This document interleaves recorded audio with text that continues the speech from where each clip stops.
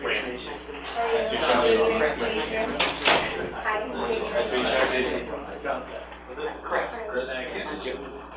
Hi, Katie, nice to meet you. Do I point the clicker off? No, it should just work automatically. Oops, sorry. All good. Whenever you're ready, John. So hi everyone, thank you for allowing us to share our idea with you guys this afternoon. And we are Peel, and we believe we have a product that will revolutionize the way we charge our mobile devices. So not only that, but we want to eliminate the use of ever having to stop and plug in your phone ever again, or losing battery during your most crucial points when you need your phone the most. In fact, according to CNN, the average adult spends 3 hours in front of the phone screen every day. This shows how crucial our phones are to our personal and professional tasks. The current mobile charging case out there on the market right now uses old tech, is bulky, and it occupies the single charging port on Apple devices. Our Peel cases will eliminate that. They're not only slim and reliable, yet they give you the freedom to use that single port. So Qi technology has been around for a while now. It is successful and proven, yet many do not understand or really know what it is. Qi technology will soon be the industry standard for mobile charging. Qi technology is basically the electromagnetic induction between a charging station and a compatible device. So we plan to house a Qi charging system inside a case using 3 simple components. Those 3 simple components, one being a Qi pad, which provides charge to your compatible device, a battery bank, which holds excess battery, and then a micro USB, which simply brings your case to life. And as you can see, here are some rendered images of our iPhone 8 model, and it still has access to headphones and extra charge and everything. This slim case houses those 3 major components, and yeah, it gives you an extra 100% throughout your entire day, which gives you the convenience to toggle it on and off by simply clicking a button on the bottom of the case. This case has never been housed in this way before, and with these 3 components in this design like this, we intend to pursue a design pattern on our Peel case before we sell any of our products. Okay, so for Qi compatible devices, there are currently 54 compatible devices out now, including Apple's newest releases, the iPhone X, the iPhone 8 Plus, and the iPhone 8. Starting out our business, we want to focus on Apple because they're known as a trusted, luxurious brand, and we want to create that luxurious case. With that being said, for the first year, we want to make our cases strictly for the iPhone 8, and that is because the iPhone 8 has had great success and great sales so far. And going into year 2 and 3, we want to make phone cases, for the other phones that are compatible with Qi charging, and that are also doing well in the market. So we conducted a survey and we sent it out to the Augustana college community as well as Reddit. And what we found is that 60% of survey respondents charge their phone twice or more a day, and 89.6% of survey respondents have a case on their phone. And that 57% of survey respondents said that our phone case would be either helpful to them or very helpful. And one big thing that we found in our survey is that the survey respondents are willing to pay that premium price for our case compared to regular phones. Now to the target market and opportunity.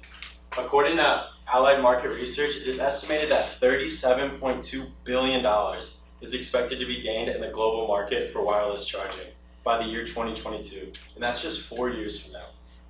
For our target market segment, we chose the ages of 20 to 35, and we did this because we want to go after that younger generation, the generation that grew up with technology being so vital in their lives, and it still is today. And for our target market size, we used the Facebook Ad Manager, and we got 2.7 million. And that 2.7 million consists of people that have an iPhone 8 currently, and that have opened the Facebook app and have used it at least one time. And for projected unit sales, by year 1, we project to sell 10,800 units. By year 2, 75,600 units. And by year 3, if we can reach 6.8% of the market, we'll be selling 185,400 units. We created Peel with the consumer in mind, and this means that we've sourced quality and expensive components for our device, for our case, sorry. Our Qi pad in the case costs $4.12 per unit. The battery bank in there costs $2.96 per unit, and the silicon used to create the case is going to cost $1.49 per unit. This gives us a cost of $8.97 to create the case. And added to our $1.23 packaging cost, we can assemble a case and get it ready for the consumer for $10.20. We intend to sell this Peel case for $80. And we intend to do this in our first few years of operation through our website, and this will increase exclusivity of Peel and allow us to keep that high valuation. By creating an e-commerce channel through our website, we can maintain the price and we can control the supply of our Peel products into the American market. In the future, and for the sustainability of Peel, we know that we need to expand our product into the big box stores. So we intend to partner with Best Buy, Verizon, and AT&T, and we'll wholesale to these businesses at $40. But we're going to want our Peel case next to the product that it so beautifully complements, in this case, the iPhone 8. So how are we going to create buzz about Peel? For our first year marketing budget, we've allocated $103,000. We intend to spend the first $40,000 on consumer electronics shows, the biggest being CES in Las Vegas, with 3 other shows throughout the year and across the country. And this will allow us to market our product to early adopters in the tech industry as well as other tech enthusiasts. $12,000 will be spent on our website, and we know that this seems low, but with only 1 product being sold in our first year, this gives us a low point of purchase system price as well as a low need for hyperlinks in our website, and this will help keep our costs down. The largest part of our marketing plan is $51,000 to be used towards Snapchat and Instagram advertising, as we know our target market uses Snapchat and Instagram to communicate with each other, to find and discover news, but also to find and discover commercials and buy the products within those commercials. We want to partner with CNET and BuzzFeed to create video reviews of Peel. As Facebook, YouTube, and Twitch have taken off, millennials in our target market are consuming more video media than they ever have before, and we know that positive videos are going to create a jump for that $80 for those consumers. So if you turn to page 16 of our business plan, you'll find our 3-year financial statements. I just have year 1 on the screen here.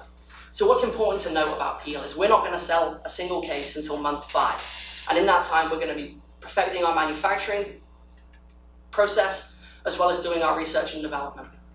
By the end of month 6 and going into month 7, that's when we'll turn our first monthly profit. And we'll continue to keep that monthly profit through the end of year 1. And we know that we can achieve that through our $80 sale price and the large profit margin that comes from that. It is important to note that at the end of year 1, we will lose $58,000 off of 10,000 units sold. In year 2, however, things look a lot better. Off of 75,000 units created and sold, we're going to turn a gross profit of $4.8 million and a net profit of $2.5 million. Going into year 3, we're going to ramp up production even more, and we're going to sell 185,000 cases, giving us a $12.3 million gross profit and a $7 million net profit. So we know we have a great product, and we know we're the right people to take Peel into the market, but we need you guys to come in, and we are asking for $200,000 in order to sustain our company through the first 6 months of its life. In exchange for that, we're going to give you 20% of Peel, and we know that this values our company at $1 million. However, we believe we earn this valuation. With the scope and the scalability that Peel has, and the projected revenues and profits that we have for years 2 and 3, we'll easily be making those targets, and hopefully even more by year 2 and year 3, which gives investors a large return on their investment. We have 2 exit plans for Peel.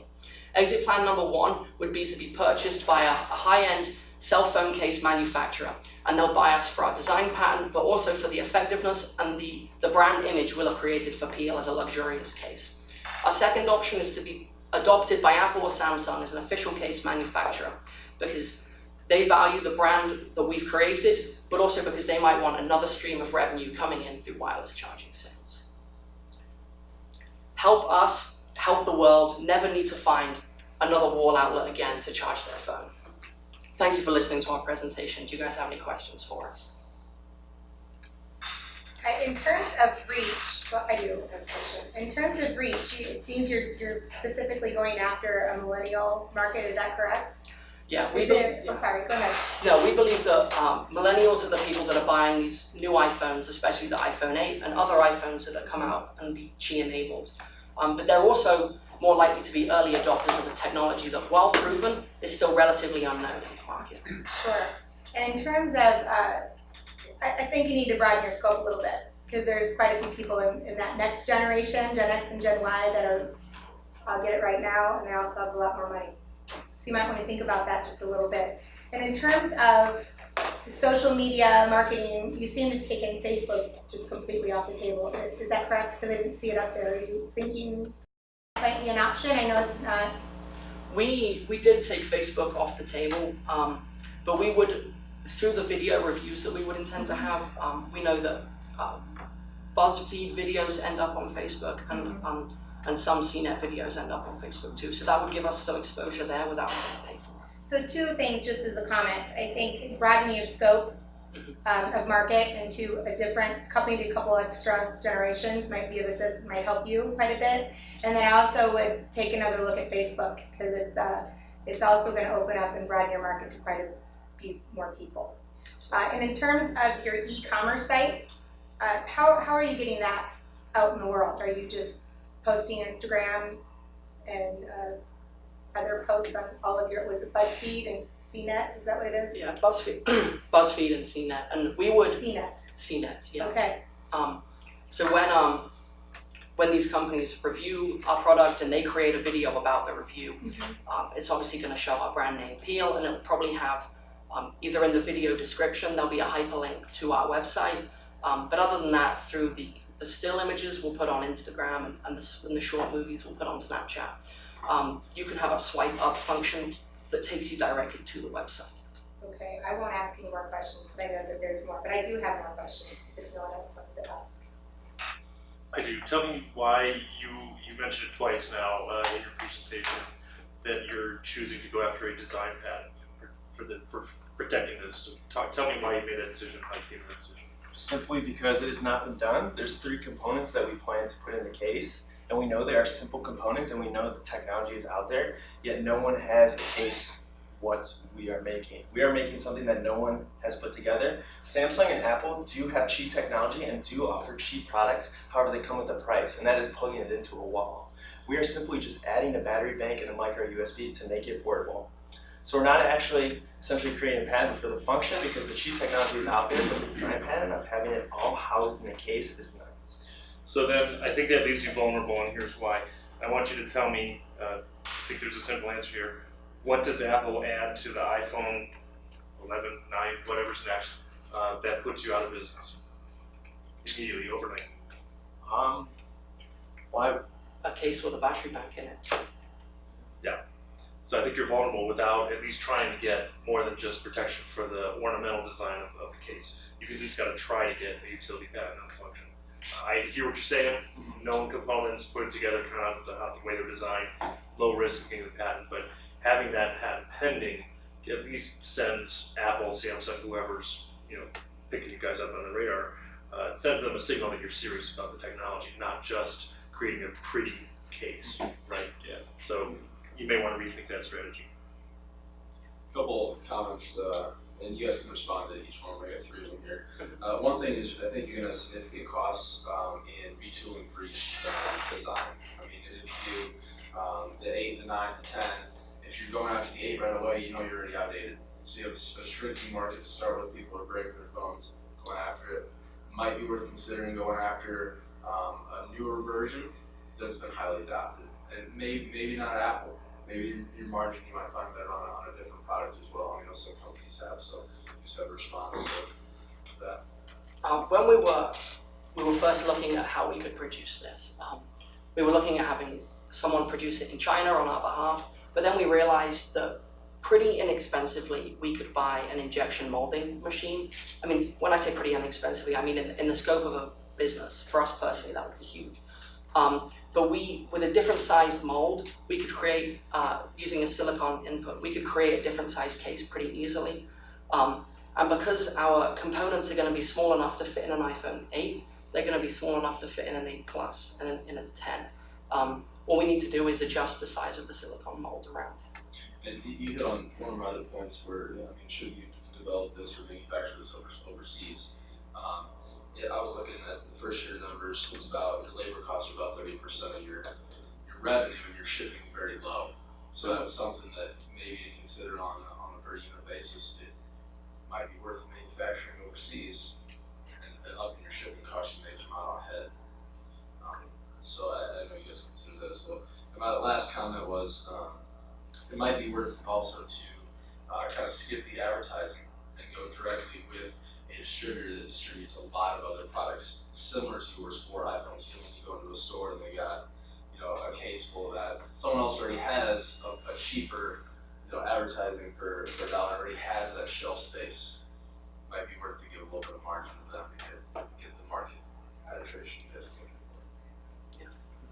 Do we still have time on top? Yeah, you got about 5 minutes. So tell me about the name Peel. I don't get it.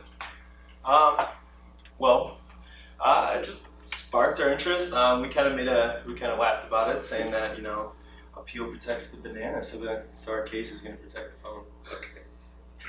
I viewed it more as a verb, and I couldn't figure out what you're peeling away from the phone to figure it out. So that's where the banana skin comes in as well. Okay. Interesting. So you've definitely hit upon a challenge. So we're fighting constantly with my kids. Where's the charger? Who stole my IQ? Who did this? Who did that? And we probably have bought 35 charging cables over the past year, and we have 2 as of last night. So you still have a micro USB with this. So walk me through again how this works and why I might buy 4 or 5 of them for all the different devices we have and stop the fight. So simply, this is going to be your best travel accessory for your iPhone 8. Okay. And now the components are the cheap pad, which, like I mentioned, Samsung and Apple are doing it, but they're hooked to the wall. So essentially, we're just taking this battery bank, which holds the excess battery, and this USB is housed inside the case. Okay. So this is all going to fit inside the case. It's going to lay out nice. It's going to keep your phone charged with that toggle on and off switch. And that is simply just, you know, it's just being placed on the phone. That's how it receives the charge. Mm-hmm. You will have to charge it at night or once you drain the 100%. But that cable will already be there for you. So this is more of like an on the go as we all came together and saw a problem. Like you mentioned of running out of cords. I mean, I can't tell you how many times, or maybe I could speak for you guys, how we've gone to class and, you know, where's my cord? So I mean, having this, I mean, it gives you that extra 100% where you can make it through the whole day when you know you need that battery. And especially with Apple and their battery issues and stuff like that, we recognize this as, you know, an importance for the younger generation and even the older generation who really are truly on the go and need their phone a lot for personal and professional use. So What would be really interesting in the design is if you can figure out how to have that micro USB cable. I understand that it's within the case, but I'm going to be chasing now, rather than a 6-foot cable, I'm going to be chasing a micro USB. So if you can somehow build that into the design of the case to stay That there, will be built into the case. and so it'll just So flip it'll out so then connect you the can two. charge. It'll connect the 2 internal components, Okay. and you won't be able to take them out. And so you will. This itself will also wirelessly charge. Okay. So you will put the case on the pad to charge the pad, and then the phone in the case will charge also. So I don't think I caught this in your presentation, but how much extra battery life are you getting? 100%. So it doubles your battery life. Battery life. You need to be plugging in the case at night, and then like you could listen to music while you're charging your phone now, because I know with the iPhone 8 especially, you only have 1 port now. You can either charge your phone or listen to music. So I think this knocks out 2 birds with 1 stone. You can listen to music, charge your phone at the same time. What's the price point of the existing product? I can't think of the name of it right now, but the battery bank that's in the case. What's the price point on that? The battery bank is So $2. your competitor, the one that's already launched, that you have to plug into the. And this one? Yeah. This one, I think we were at, it was $60. I think so. 60 Yeah, bucks. so And I know we have competitors like OtterBox and Mophie and stuff like that who are around the same price points. I know Amazon, they might get, you know, $10 cheaper or something, but they're sitting around the $40-50. For old tech, that's still You have to plug it. requires the plug-in. Which Apple and other companies are, you know, slowly eliminating the ports, which is one big thing why we felt was beneficial. So. Any last questions? Got one more minute. All right, thank you, gentlemen. Thank you, guys. Thank you. Thanks, guys.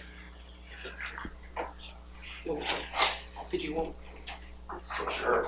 I don't know, you seem to take an interest halfway through, so yeah, no problem. Thank you guys. Thanks, man. Thank you.